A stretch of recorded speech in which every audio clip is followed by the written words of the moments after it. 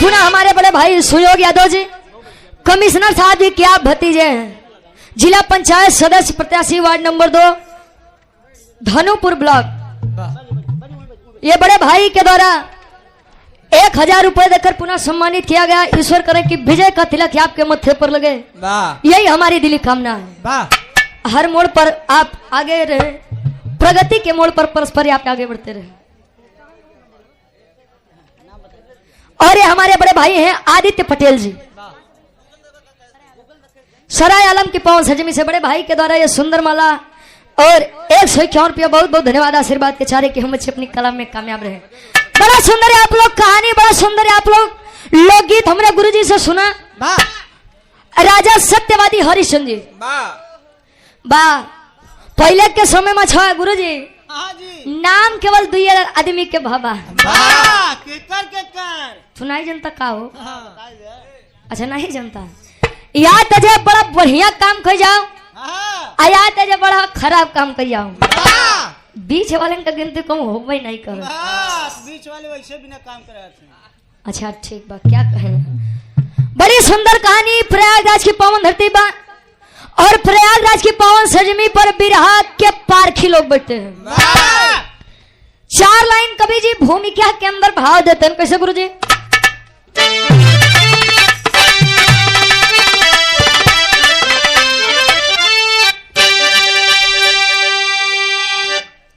अंकुरित उर में होता यह अहंकार जब, अरे लुप्त हो जाती गरिमा है सब ज्ञान के। अधर्म की राह अग्रसर होता है मानव, अरे चाह हो जाती मिथ्या सब सम्मान के। असत्य पे सत्य की जीत होती सदा, अरे लाख कर ले भले अत्याचारी यतन।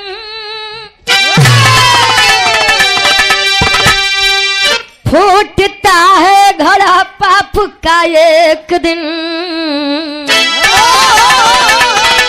अरे रोक सकता नहीं वह कुल का पतन।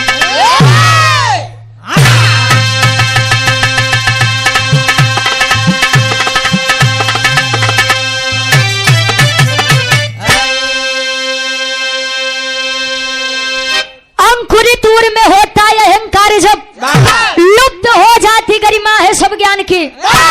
अधर्म की राह अग्रसर होता है मानो, चाह हो जाती मिथ्या सब सम्मान की। अंकुरित उर में होता अहंकार। जिस किसी के भी अंदर अहंकार आ जाए गुरुजी, क्यों कहे कि हम सुंदर यही तले तो ठीक है बा, और क्यों कह दे कि हम ही अकेले सुंदर यही तले तो जान लोग के फिर अहंकार बा अपने सुंदरता के ऊपर।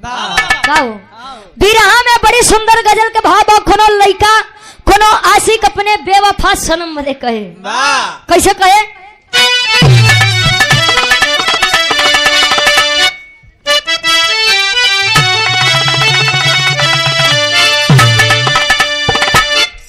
मेरे खून दिल की मेहंदी,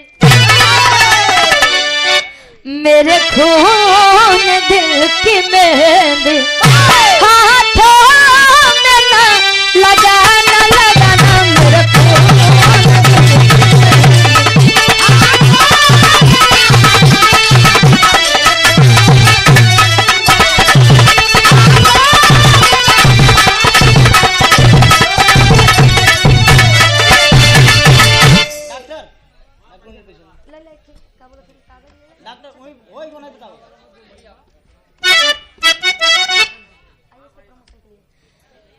और सम्मानित बड़े भाई सुयोग यादव जी, हमारे गार्जियन जी, आप कमिश्नर साहब जी के आप भतीजे साहब, एक बार आप लोग ताली बजा करके सम्मान करिएगा बड़े भाई हमारे आईएएस प्रमोशन के लिए। एक बार जोरदार ताली बजा करके सम्मान कर दीजिएगा।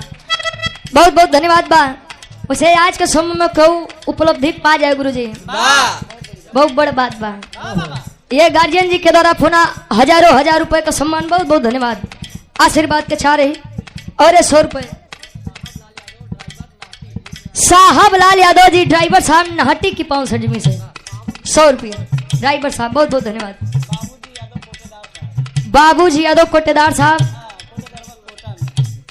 अच्छा अच्छा आप लोग के बड़ी इज्जत हुई हाँ कि जले गवैया आई गुरु जी हाँ कोटेदारवा के कोटा में हाँ पर धनवा के राहर में।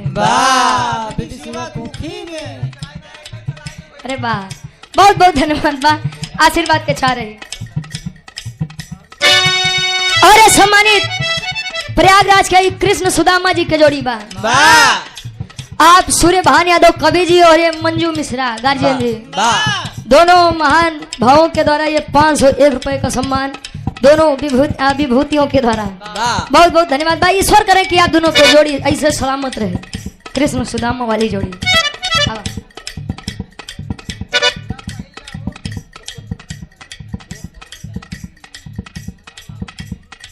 और ये आप चघड़ू दौरी वाले, क्या कहना, मियाँ कपूरा बाजार सराय मुमरेज प्रयागराज वाजिद अली जी, ये सुंदर माला 100 रुपया इस भाव का सम्मान है, बहुत बहुत धन्यवाद। लइका कहे अरे मेरे खून दिल की मेहंदी हाथों में ना लगाना, जब निकले मेरा जनाजा, जब निकले मेरा जनाजा सहनाइयां बजाना बजाना, जब निकले मेरा जनाजा।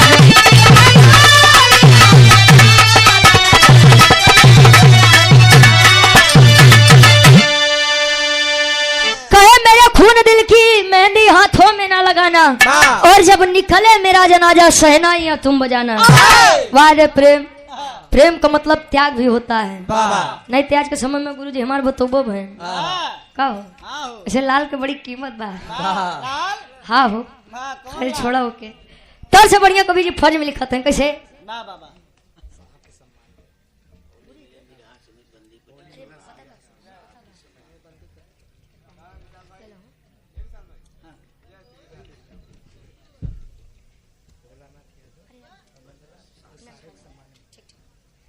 और ये होली मिलन समारोह बंदीपट्टी चौराहा हडिया प्रयागराज, जो कि हर बार कार्यक्रम करवाते हैं हमारे पूज्य गार्जियन जी आप भोलानाथ यादव जी। ये हमारे सम्मानित गार्जियन जी डॉक्टर विश्राम यादव जी अपर कमिश्नर साहब जी के सम्मान में ये गार्जियन जी के द्वारा सुंदर माला और बड़ी सुंदर स्मृति, क्या कहना, जिन्हें प्रेम का प्रतीक कहा जाता है, ये गार्जियन जी के द्वारा सुंदर माला 500 रुपए का सम्मान, बहुत बहुत धन्यवाद। आशीर्वाद के छारे के हम बच्चे अपनी कला में कामयाब रहे। कभी जी लिखता है नहीं जिंदगी मिली बात था ए में बड़ा संघर्ष बा, स्ट्रगल बा, कैसे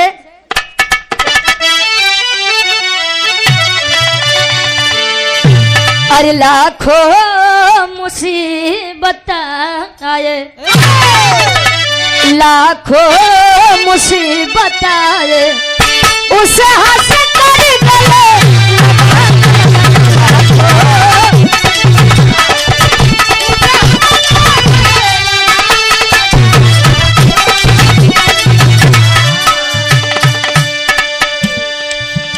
अरे लाखों मुसीबत आए,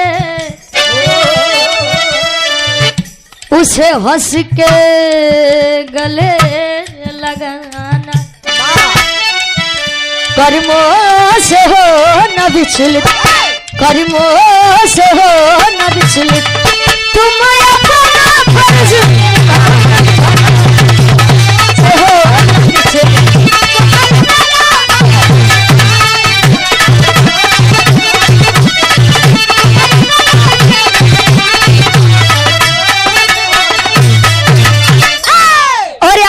संजय यादव जी LIC और आई भदोही से सुंदर माला और 200 रुपए का सम्मान, बहुत बहुत धन्यवाद। और आप पूज्य गार्जियन जी डॉक्टर विश्राम यादव जी अपर आयुक्त मिर्जापुर के भतीजे साहब हमारे बड़े भाई राहुल यादव जी, ये मिठूपुर की पवन सजमी से 500 रुपया, बहुत बहुत धन्यवाद।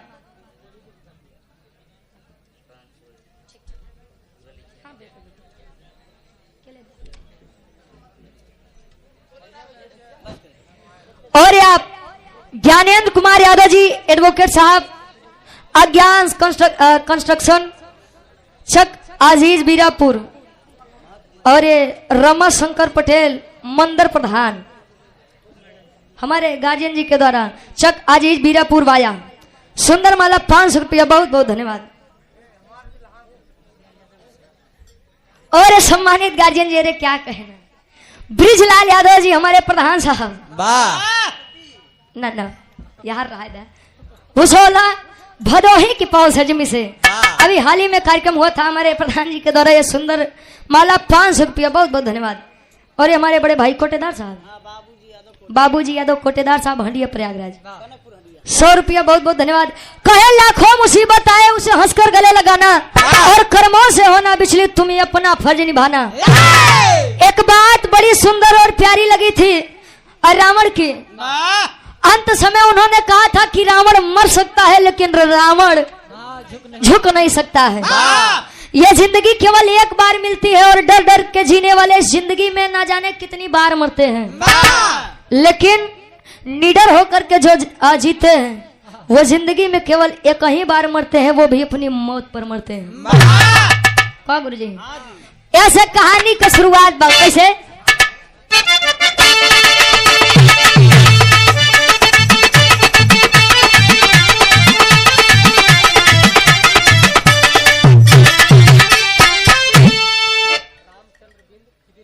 रामचंद्र बिंद जी खिदिरपुर की 5 सजमी से 21 रुपया। और एक कार्यक्रम के आयोजक साहब कहाँ है?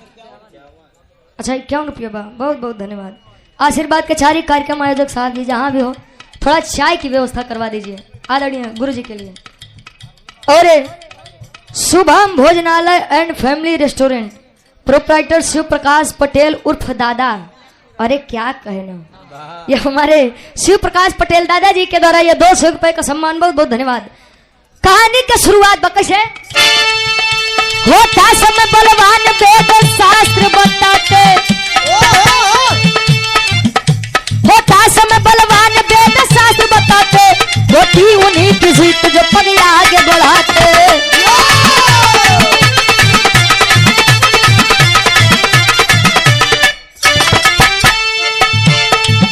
सीता हरण किया था कानन में दशानन, सीता हरण किया था कानन में दशानन, पापी कुलीन कर्म किया घोर या पावन।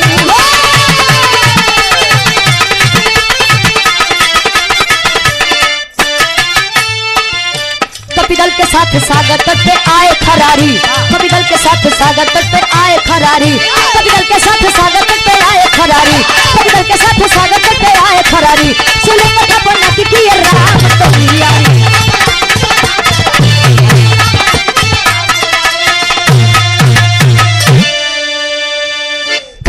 समय बलवान वेद शास्त्र बताते हैं समय की कीमत यदि आज आप लोग नहीं करेंगे तो आगे चल के समय की कीमत, समय आपकी कीमत नहीं करेगा। एक बात जान लीजिए, समय सब खा जाता है। जिंदगी में कुछ कहने का कुछ करने का समय सबको मिलता है, कोई सो के उसे गवा देता है तो कोई चैतन्य रह के उसका फायदा उठा लेता है। तो बाद में आदमी रोए लगे हैं, भगवान हमारे पता नहीं किस्मत कौन कलम से लिखे कहो।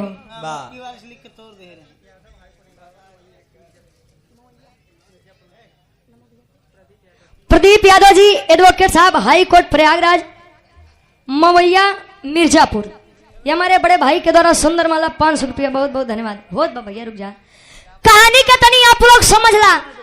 लोग कहते हैं कि रामायण काल्पनिक है, अगर ठीक है काल्पनिक ही सही, लेकिन अगर देखा जाए तो बड़ी अच्छी बड़ी कीमती बातें बताई गई हैं। कुछ आदमी तो कही हैं कि अगर ईश्वर सच में होते हैं तो लक्ष्मण जी के शक्ति बाण लगा रहे तो राम जी तो लगवा ही रहे। राम जी चाहते हैं तो उनका ठीक कर देता है, वो काहे संजीवनी बूटी बदे चल रहे हैं। ये बताया गया है कि हमेशा दुआ पर ही भरोसा मत करिए, दवा पर भी भरोसा करिए। नहीं मरीज के जरूरत बात दवा के तू करत है दुआ। हाँ तो कुल ना से गुरु जी, हनुमान जी तनी सब विचार करिए आप लोग। प्रभु श्री रामचंद्र जी 14 वर्ष का वनवास करने के लिए गए। माँ सीता का हरण हुआ। चल दिए अपने पूरी वानर सेना के संगे लंका नगरी पर चढ़ाई करे बदे।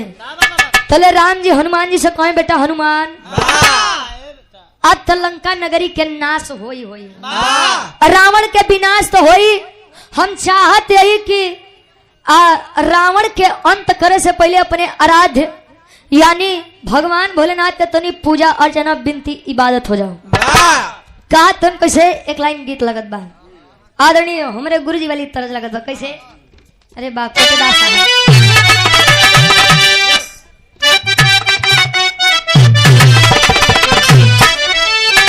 दुलही के अपने सैया जी से अरे बाली और झुमका भुलाई जा बाली और झुमका भुलाई जा नथुनी पगोली चले जब बनवाई गा बाली और झुमका।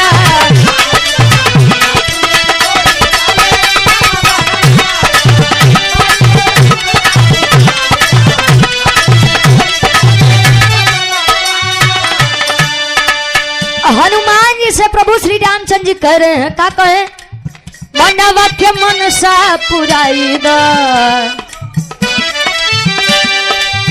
मनवा के मनसा पुराई द जानी पंडित का कोई ढूंढ के लियाईगा मनवा के।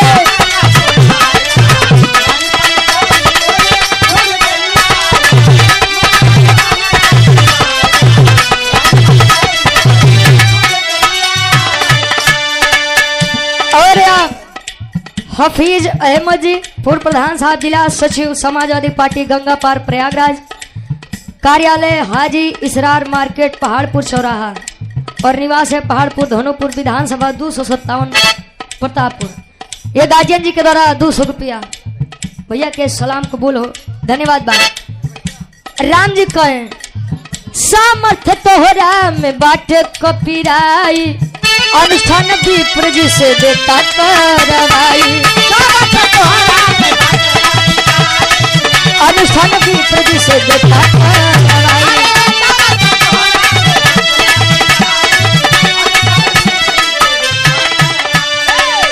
मानवा के मनसा पुराईगा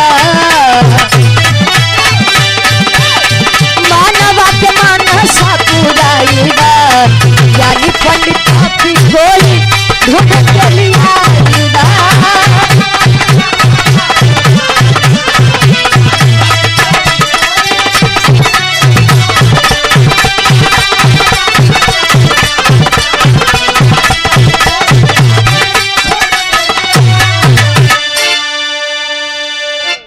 प्रभु श्री रामचंद्र जी हनुमान जी से बोले कि बेटा हनुमान चले जाओ और जो इस संसार का सबसे विद्वान पंडित हो संसार का जो सबसे ज्ञानी पंडित हो उसे लेकर के आओ और शिवलिंग की स्थापना करवाओ।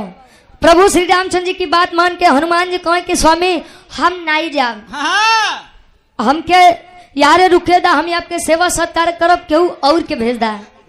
चले राम जी हनुमान जी से कहे कि बेटा हनुमान क्यों बार बार तुम्हें याद दिलाना पड़ता है कि जो कार्य आप कर सकते हैं।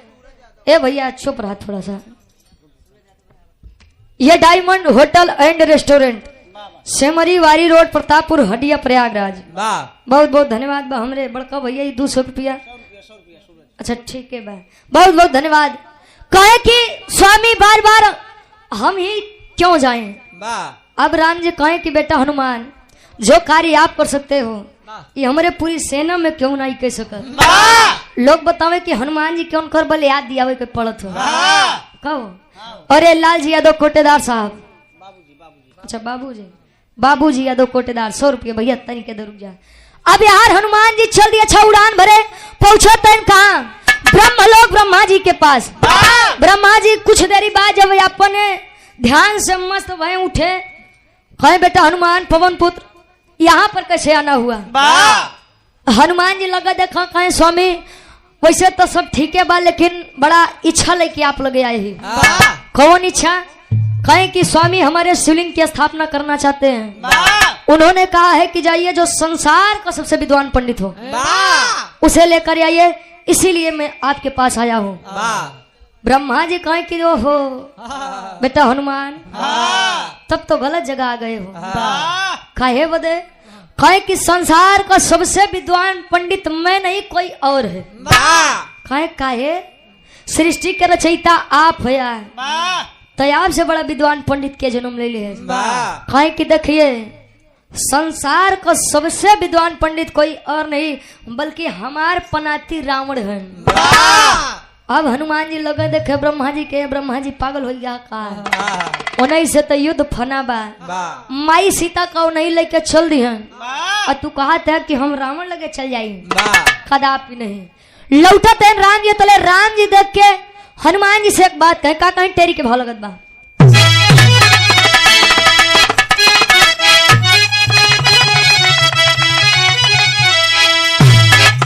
अरे खरारी तब बजरंगी से कहे, अरे राम खरारी तब बजरंगी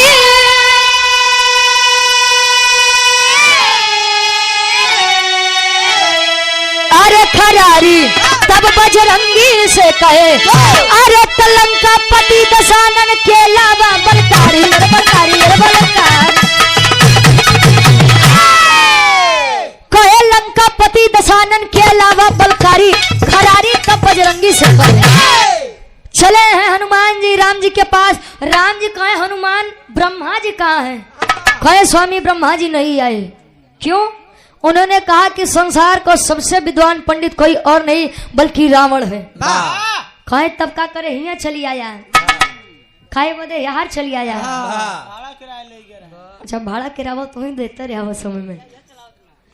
कहे कि स्वामी रावण की बात हो रही है, वही रावण जिन्होंने माँ सीता को अपनी नगरी में आपके इच्छा के खिलाफ ले जा करके रखा है। कहे कि देखो हनुमान, आज आप एक यजमान का दूध बन करके नहीं बल्कि एक योद्धा का दूध बन करके नहीं बल्कि आप एक लाचार यजमान का दूध बन करके जाइए। उड़ान भरे हैं हनुमान जी, चौक के भाव लगत बा।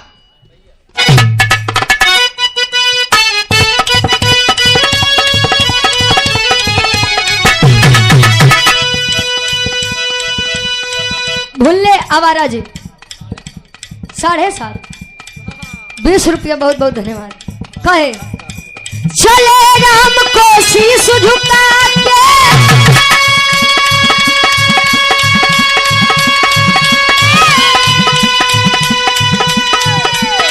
गावत हरि गुण गानी चले,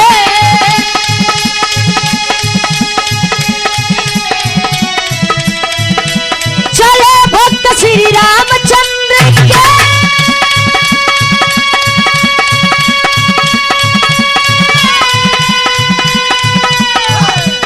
लंका के दरमियान चले,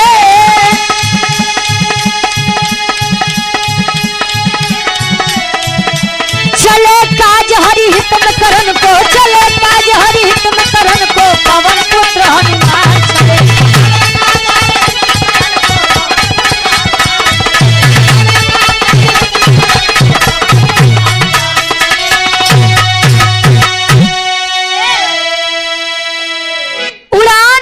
प्रभु श्री रामचंद्र जी की आज्ञा पाकर के हनुमान जी जब उड़ान भरे आधी दूर पहुंचे तो हनुमान जी विचार करें कि अरे यार राम जी के बतिया मान के यहाँ तक तो चली आए, रावण जी के ले जाए के बाद रावण जी अगर हमका यह हाल में देखे तो उखड़ जाइए तो हवे नहीं गुस्सा करके दरबार से बहरे भेज दी है, काम मतलब निकली।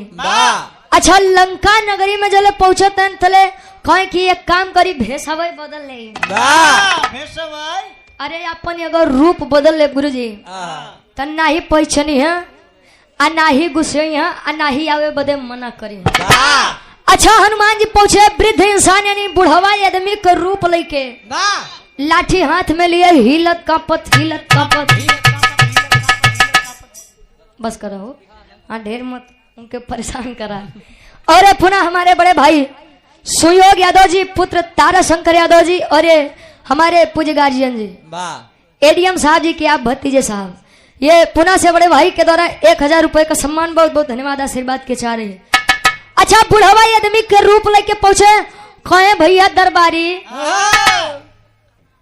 रावण जी के नगरी है बा कुल दरबारी कहे रे बाबा कुल से चली आया ई सोने के महल देख के नहीं लागत बा कि इहे रावण जी के नगरी बा कहीं बेटा आँख से थोड़ा कमजोर हो गए हैं कहो गुरु जी कहीं आँख से थोड़ा कमजोर हो गए हैं भैया सीटी ले रुकला कहे तब कहे कि बेटा वो घर पर थोड़ा पूजा हमने करवाया है और कोनो ठीक ठाक पंडित नहीं मिले या से हम चल दिया सुने कि रावण जी बड़ा बढ़िया पूजा करवाओ थे कहे बाबा तू बूढ़ी आदमी है तनी सब पास आवा तुम्हें एक बात बताई अच्छा आए कहे क्या है कहे कि अंदरवा रावण जी राम से लड़े बदे योजना बनावत है कि यह बार युद्ध में कमल लेके जाई तले हनुमान जी विचार करत हैं कि देखा है हम तो यार पूजा पाठ करवाए बदे आई लोग हमारे प्रभु जी से लड़े बदे योजना बनावत हैं कहे ए स्वामी बड़ा दुरिया से आए तनी सब भेंट करवा देता हो सकत हमार काम बन जाए आए हैं अंदर रावण जी से आज्ञा लिए रावण जी कहे कि अगर वृद्ध इंसान है तो उसे अंदर भेजिए अंदर आए तो हनुमान जी का जले बुढ़वा रूप देखते हैं रावण जी तले देख करके मुस्कुरा दिए जब मुस्कुराते हैं तो हनुमान जी दुविधा में पड़ गए कि अरे यार जल्दबाजी में पूछिए तो नहीं छूट गए तू कहाँ चेक करत है यार तू कहाँ देखत है तोरे जन्म से अच्छा हनुमान जी देखो कहीं यार पूछिए तो नहीं बात तले कहीं मार हंसत है कहे स्वामी अरे राजन आप मेरी इस अवस्था का मजाक उड़ा रहे हैं परेशान मत हुआ है तोरो ये दिन आई तले रावण बोला कि अरे हम आपको देख करके नहीं हंस रहे हैं हम आपको विचारों को देख करके हंस रहे हैं कहे हमारे विचार कौन विचार कहे सुना बताओ तो मुस्कुराए के कारण बताओ थे एक लाइन गीत लगता स्वर्गीय रामदेव गुरु जी वाली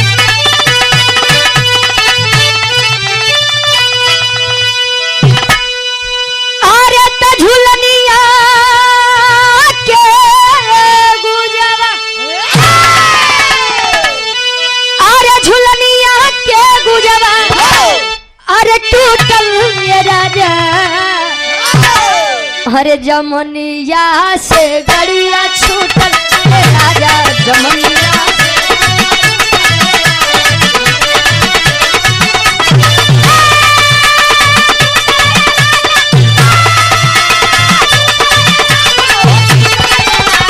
जमनिया से गड़िया छूटल ये राजा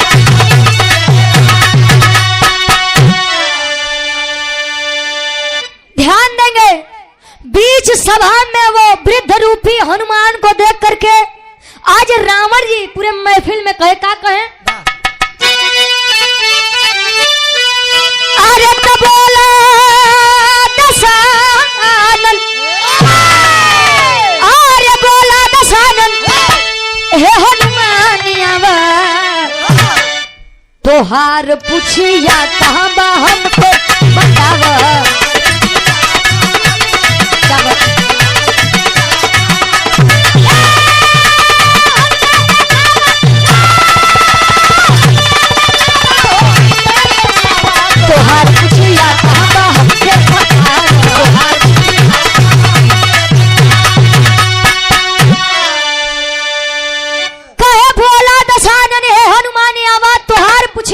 हमके बतावा हनुमान हम आपके इस रूप को देख करके नहीं हंस रहे हैं केवल तेरे विचार पे हंसते हैं तुम्हें का लागे इसके हम तुम्हें भुला जाए हनुमान जी कहे महाराज पहचान गया का कुल तो पूरी रास्ता यह सोचते आए कि ना ही जाना ना ही पहचाना कुल योजना हमार खराब कर दी है कहे कि वैसे तू बड़ा चलाक वानर है यार इतना चलाक वानर हो कि बूढ़े आदमी के रूप ले क्या है तो खेला बड़ा बरियार बा किस काम से आए हैं यहाँ पे कहे महाराज जब जानेंगे हो तो सुना बताते कैसे अंतरा के पहले ताले कभी लिखते अरे बैठा यजमान बाटे अब सागर के तीरवा अरे बन के पुरोहित हरा मन के तू तीरवा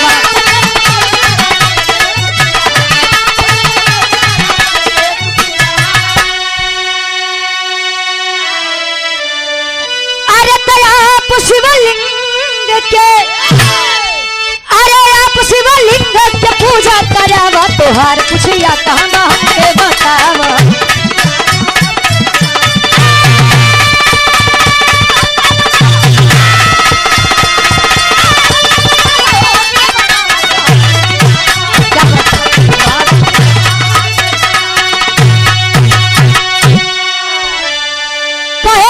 शिवलिंग के पूजा करावा। हेलो 2 मिनट क्षमा चाहते हैं आपसे।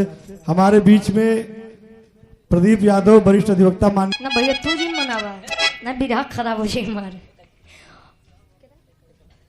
और पुनः हमारे बड़े भाई सुयोग यादव जी पुत्र आप तारा शंकर यादव जी इतनी बात बताए कि प्रभु श्री रामचंद्र जी समुद्र के किनारे बैठे हुए हैं, आपकी राह देख रहे हैं। कहे क्यों? युद्ध तो अभी बाकी है।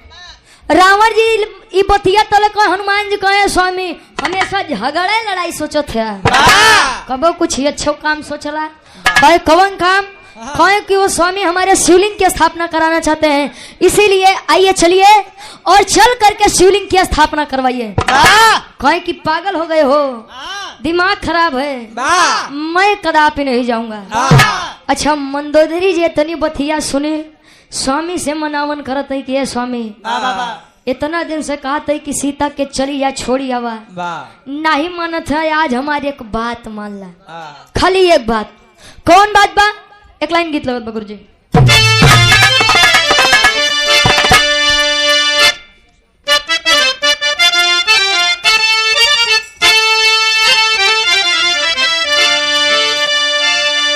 अरे प्रभु या बसो वृंदावनी में,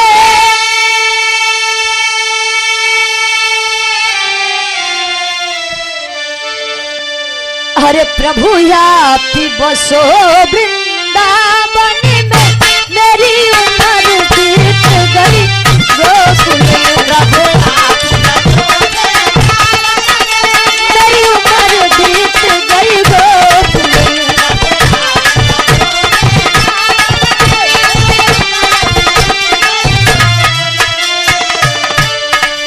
मनावन करत है मंदोदरी जी। बोली मंदोदरी याचक को,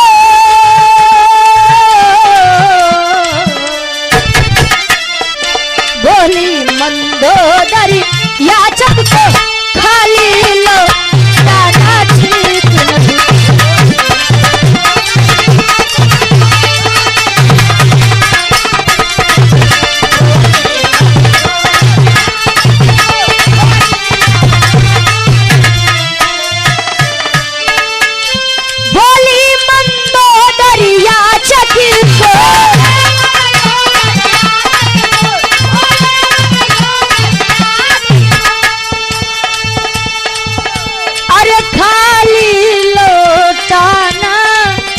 ठीक नहीं। जो खुद हो मुसीबत का मारा, जो खुद हो मुसीबत का मारा, उसे और सताना ठीक नहीं, उसे और सताना ठीक नहीं।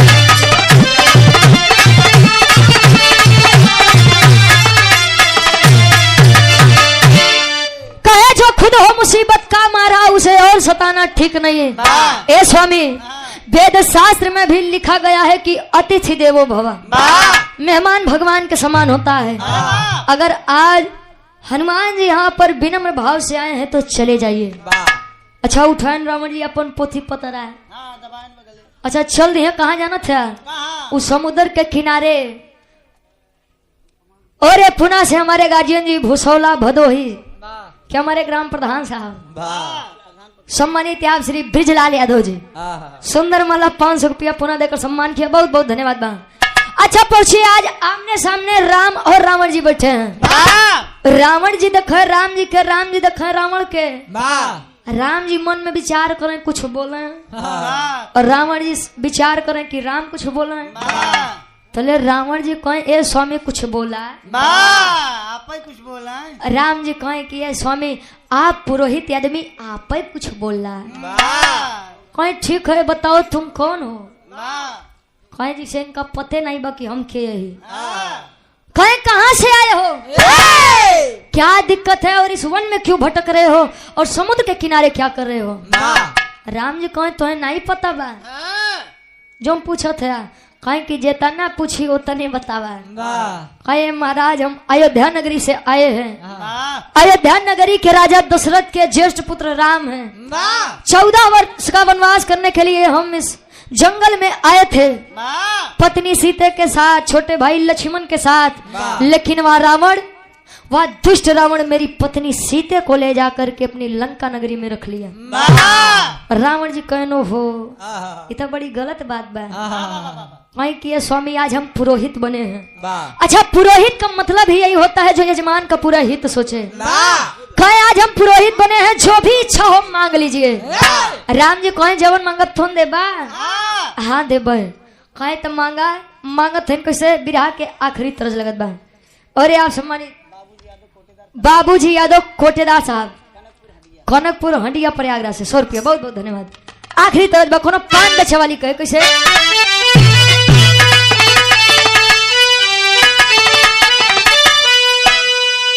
अरे तो कोठे ऊपर कोठरी हलवैया के दुकान।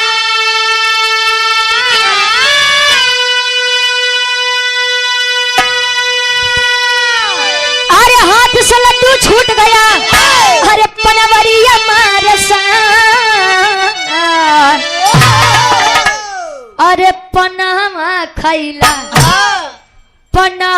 खैला राजा हमारी दुकान पनावा खैला राजा।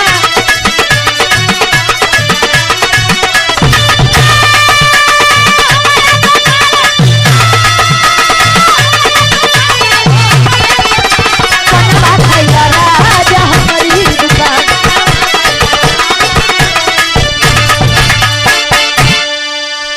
ध्यान देंगे राम जी आज रावण जी से वर मांगे। क्या मांगे। अरे भी दशानन के आगे तब बोले है करता।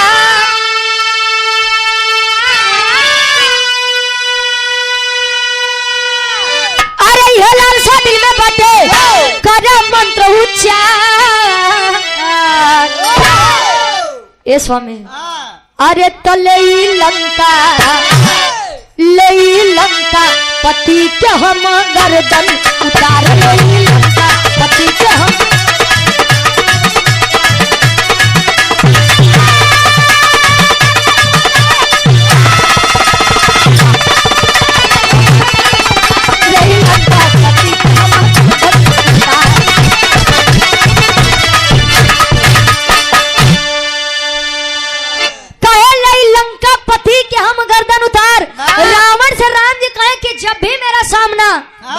उस युद्ध में रावण दशानन रावण से हो स्वामी मैं उसके 10 शीश काट करके वापस आऊं।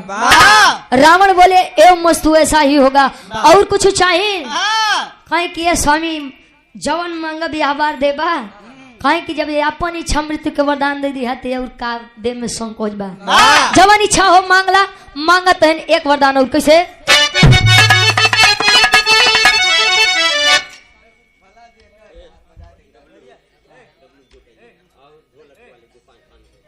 और 500 का सम्मान हमरे पूज्य गार्जियन जी क्या कहना आदरणीय आप डॉक्टर विश्राम यादव जी के द्वारा 500 रुपया हमारे डब्ल्यू विश्वकर्मा गुरु जी खातिर 500 रुपया हमारे मंजीत भैया खातिर ढोलक वाले बदे ले लो समझ ले। अच्छा ये 1000 रुपए का सम्मान हमारे खातिर जौन आदरणीय सम्मानित गार्जियन जी गा रहे हैं का जाने दे सहार वाली कजरा गुरु जी वो हम के गावे के बाद। अरे बा हमसे बढ़िया इतना बढ़िया तो और गुरु जी खुदे लहाई दी हम अब उनके साथ बहुत बहुत धन्यवाद। कहे कैसे। अरे कुंभकर्ण से जब होवे लड़ाई तते ही असुर के समर में गिराई।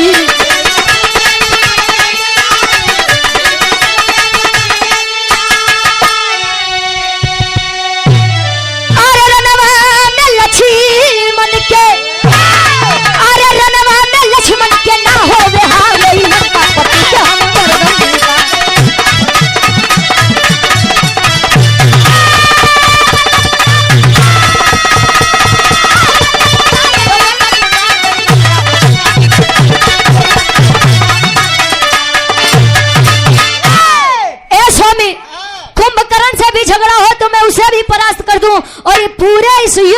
छोटे भाई लक्ष्मण की हार नहीं होनी चाहिए। वाह रावण या 3 वर दिए कहे कि बस और कुछ कहे, अब कुछ होना चाहिए कहे जब अब तोहार हो गए तब हमार सुनला शुभ मुहूर्त आवत बा, पापट के भाव लगत बा।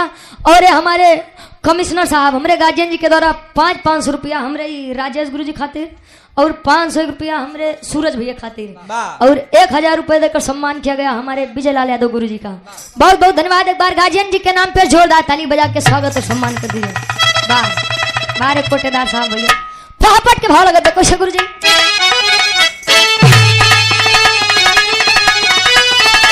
अरे रघुराई से बोले अरे मधुरी बानी रावण ज्ञानी हो। अरे रघुराई से बोले मधुरी बानी रावण ज्ञानी हो। ता हवन करा मिलते दोनों परानी रावण ज्ञानी हो।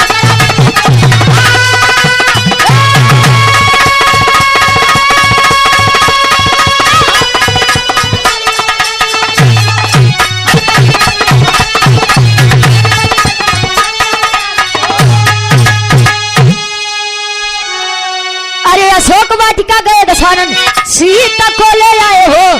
कैलाश शैल से शिवलिंग लाओ हनुमत को भेजवाए हो। अरे आज्ञा पाकर चले हैं बन के खाने रावण ज्ञानी हो। ता राम के बगल बैठी सिया सयानी रावण ज्ञानी हो। कहे मैं चाहता हूँ या हवन आप दोनों प्राणी मिल करके करिए। राम जी कहे स्वामी दिक्कत है बात के बाद कि हमार सीता हमरे लगे है ये नहीं है। गए अशोक वाटिका सीता जी को लेकर आए। हनुमान जी कहे अब एक काम करा कि सीता जी के यहाँ छोड़ दा तू चली जा। कहे कि देखिए मर्यादा पुरुषोत्तम कहे जाते हैं राम और इन्होंने वरदान मांगा है कि ये मेरे 10 शीश काट करके आए। अब ये नगरी में यहाँ 10 शीश कटी हैं तब सीता इनकर हुई है। अच्छा अब धीरे धीरे समय बीतत बा। कहीं आप जाइए कैलाश पर्वत से शिवलिंग लेकर आइए। समय बीता नहीं आए बालू के पिंड से शिवलिंग का आकार देकर के शिवलिंग की स्थापना कराए। अब उस जगह के नाम का पड़त बा गुरु जी जो ने जगह उस शिवलिंग की स्थापना भरे आखिरी भाव खड़ी के भाव लगत बा।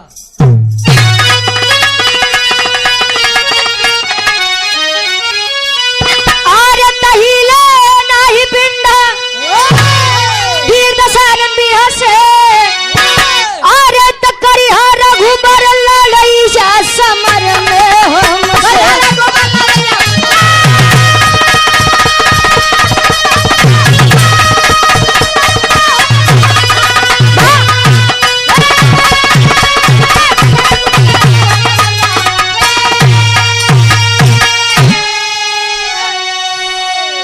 चले हैं शिवलिंग की स्थापना करा के तले राम जी पीछे से आवाज देते हैं स्वामी कुछ दक्षिणा ले लीजिए। रावण कहे कि ये राम तुम हमें दक्षिणा में क्या दोगे? थोड़े ईट पाथर के मकान हमारे सोने के लंका रही तार एक मेहरारू वो हमरे लगे बा का देबा। कहे ना स्वामी कुछ मांगला।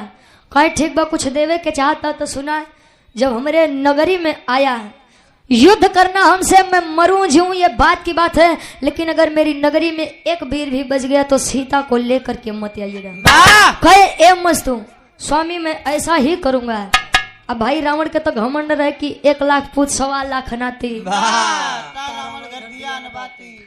कितना मरे हैं गुरु जी। अब जरा विचार करेंगे उस जगह का क्या नाम पड़ा जहाँ पर रावण और राम जी के द्वारा शिवलिंग की स्थापना किया गया था और वर्तमान समय में आज भी वह प्रमाण के तौर पर व्याप्त है। समझ लगा बा? अरे साथिया को लेके तब चल दिया है लंकेश्वर। अरे जहाँ किए थे अनुष्ठान तीर्थ बना रामेश्वर।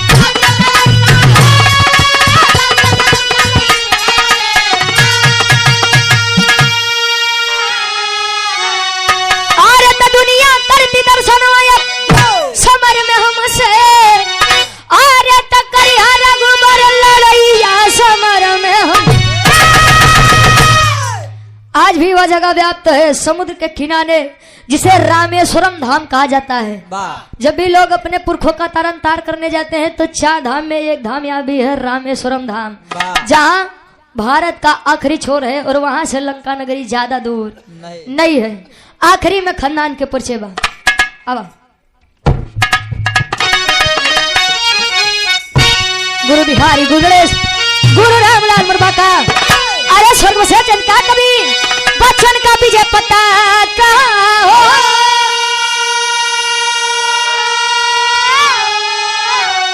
खरारी तब बजरंगी से कहे अरे तब भारत रुचि अब भगवान की लीला न्यारी खरारी तब बजरंगी से कहे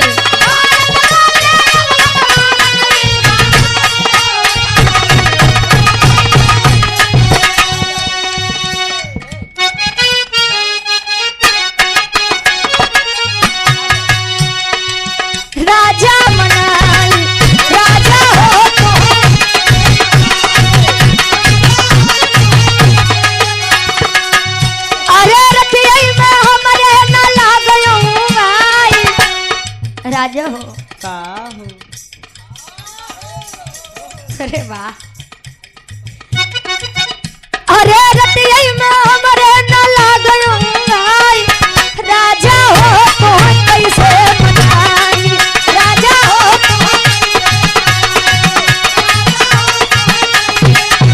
अरे रतिया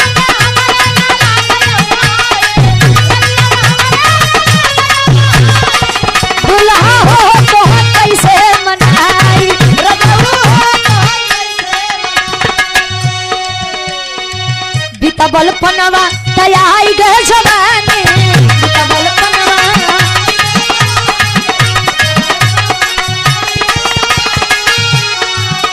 अरे रही रही के सरिया पे आवयंगला अरे रही रही के सरिया पे आवयंगला रजऊ हो तो कैसे मनाई